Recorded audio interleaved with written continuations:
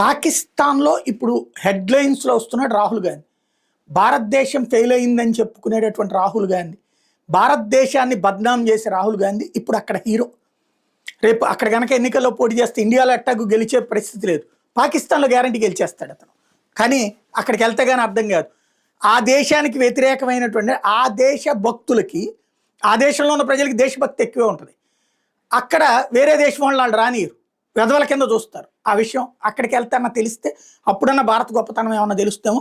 పాకిస్తాన్ తాజాగా భారత్ దాడుల తీవ్రతని ధృవీకరించింది. ఆపరేషన్ సింధూర్లో భాగంగా భారత్ ప్రయోగించిన బ్రహ్మోస్ క్రూజ్ క్షిపణి వంటి ఖచ్చితత్వంతో కూడిన ఆయుధాలు పాకిస్తాన్లోని అనేక ప్రాంతాల విధ్వంసం సృష్టించినట్టు ఆ దేశం తాజాగా విడుదల చేసిన పత్రాలు వెల్లడించాయి. ఖైబర్ పఖ్తూన్ఖ్వా రాష్ట్రంలోని పెషావర్, సింధ్ రాష్ట్రంలోని అట్టాక్, బహావల్పూర్ నగర్, హైదరాబాద్లు, పంజాబ్లోని గుజరాత్, జంగ్ ప్రాంతాల మీద భారత్ దాడి చేసినట్టు అవి పేర్కొన్నాయి. ఆపరేషన్ సింధూర్కి ప్రతిగా పాకిస్తాన్ చేపట్టిన